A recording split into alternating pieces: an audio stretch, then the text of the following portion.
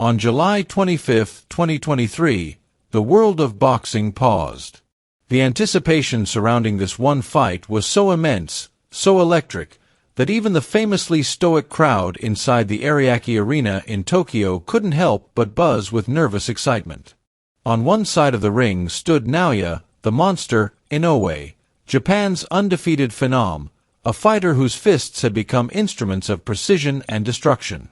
On the other, Philadelphia's own Steven "Cool Boy" Fulton, an equally unbeaten champion who had climbed the super bantamweight ranks with calculated brilliance and iron confidence. For many in America, this was supposed to be the night the myth of the monster was shattered. Fulton wasn't just a challenger. He was the WBC and WBO super bantamweight king, armed with superior size, reach, and the kind of slick footwork that left most of his opponents swinging at shadows, and the days leading up to the fight, Fulton radiated self-belief. At the weigh-ins, his stare lingered longer, colder. There was tension in the air, and behind the mic, subtle barbs flew as Fulton whispered dismissals in Inoue's direction, disrespect cloaked in confidence. American analysts jumped on the bandwagon.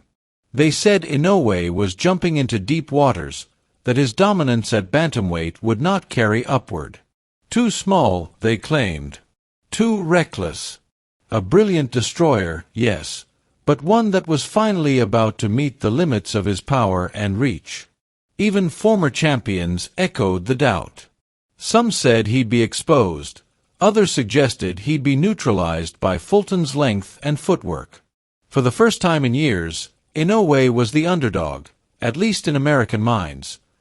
But Inoue has always been at his most terrifying when underestimated. When the opening bell rang, he didn't rush forward like a reckless brawler. Instead, he glided into the pocket with calm, careful movement. Each jab was a question.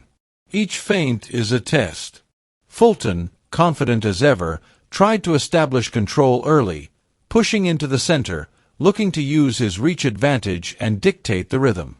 But almost immediately, he found himself reacting. Inoue's timing was uncanny. He didn't need to land heavy shots to make a statement. His mere presence, the twitch of his lead hand, the sudden shift of his hips, began unsettling Fulton's rhythm. Inoue's punches cut through the air with sharp intent. He barely missed Fulton's temple with a right hand, but the message was received loud and clear. The monster was decoding every move, dissecting every pattern, and adapting in real time like a boxing supercomputer. By the third round, the tone had completely changed. What was once an even fight began to resemble a strategic dismantling. Inoue's punches started landing flush. His speed, precision, and variety were beginning to overwhelm the American. Fulton's jab no longer served its purpose. He looked hesitant, his eyes darting for openings that no longer existed. The footwork advantage he was supposed to have had melted away. Inoue had found the groove. He slipped shots with millimeter precision, stepped around punches as if reading the script in advance, and punished every mistake with counterpunches that made the crowd gasp. The fifth round brought a new level of cruelty. Inoue wasn't just dominating. He was displaying a kind of surgical violence rarely seen in the sport. He went to the body with force, curled hooks behind Fulton's guard, and let combinations fly that came from angles nobody had seen before. Fulton attempted to fight back. He dipped and moved, trying to get back into the bout, but every effort was met with brutal precision. Inoue was countering not just punches but intentions. He was reading Fulton's mind, intercepting his thoughts before they could manifest into action. By the sixth round, Inoue was no longer the smaller man surviving a bigger opponent. He was the monster once again, cutting off the ring like a predator and landing punishing shots that echoed through the arena. Then it came. A right hand, lightning fast and perfectly placed, staggered Fulton. As he tried to recover, a vicious left hook detonated on his jaw and dropped him for the first time in his professional career. The moment was surreal. Cool Boy was on the canvas. And though he managed to beat the count, the damage had been done. His composure shattered, his confidence cracked, and Inoue didn't let up. He walked him down with merciless efficiency, landing clean, brutal shots until the referee had seen enough. The monster had arrived at super bantamweight, and he had annihilated America's best.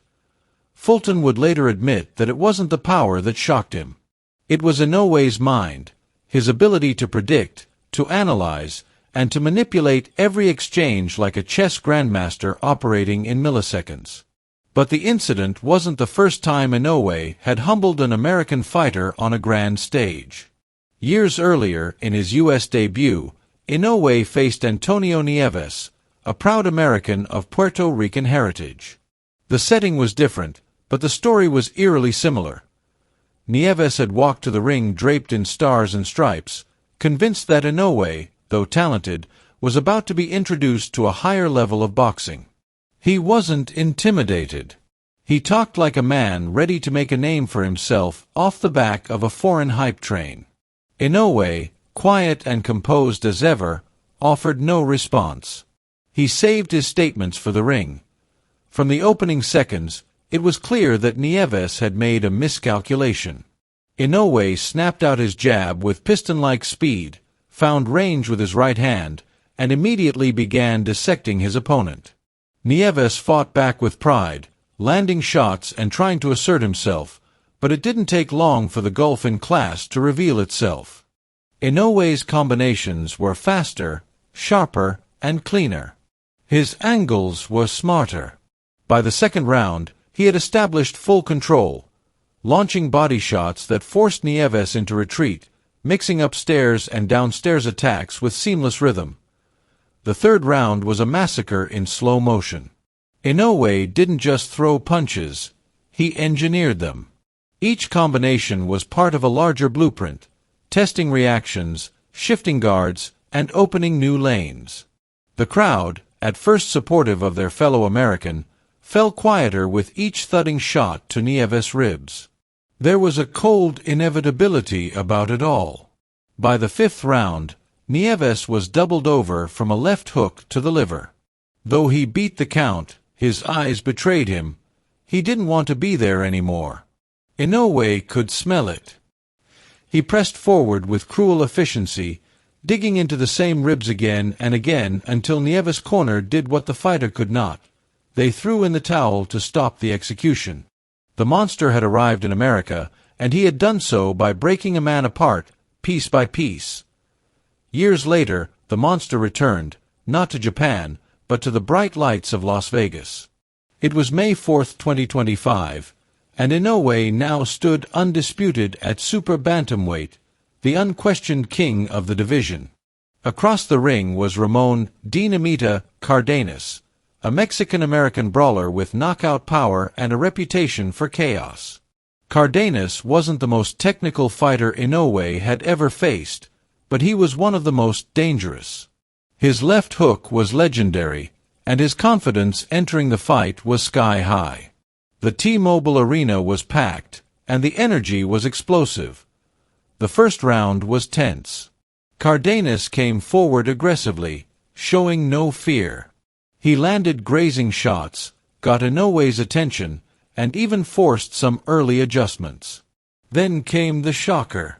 In round 2, a looping left hook caught Inoue flush, sending him to the canvas for the first time in his entire career. The arena erupted. For a moment, it felt like history had been rewritten. The monster had been dropped. Commentators yelled. Fans screamed. Cameras flashed. It was pandemonium. But Inoue got up at the count of 7. His eyes were clear. His feet are steady. He went back to his corner with no panic, no frustration, just focus. In round 3, a different Inoue emerged. He tightened his guard, sharpened his counters, and stopped chasing the knockout. He reverted to his cerebral roots, picking Cardenas apart with jabs and step-in rights. Cardenas kept coming, but now he was being systematically dissected. By the fourth, Inoue had retaken full control. The knockdown was a memory. Now he was in his zone, cutting angles, landing blistering body shots, creating space and collapsing it in the blink of an eye. Cardenas began to slow. The punishment was mounting. In rounds 5 and 6, Inoue cornered him multiple times, unleashing barrages that tested the limits of Cardenas' heart.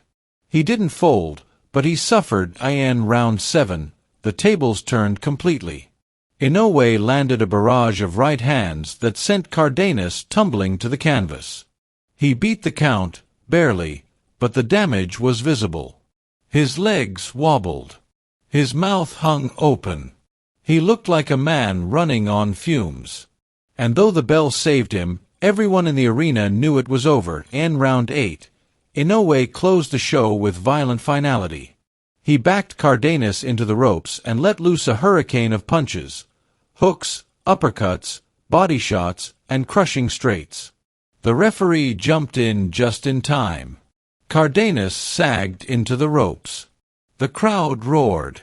The monster had survived a knockdown, adjusted, and reminded the world why he was boxing's most feared technician. Yet, even that war paled in comparison to what came next. Luis Nery wasn't just a challenger. He was a villain in the eyes of Japanese fans. Years earlier, Nery had twice beaten Shinsuke Yamanaka, Japan's pride, but both wins were marred by cheating. He had missed weight, failed a drug test, and disrespected the honor of Japanese boxing. When he signed to fight Inoue, it wasn't just a title on the line, it was national pride. The atmosphere was ice and fire. At the face-off, Nery glared with contempt.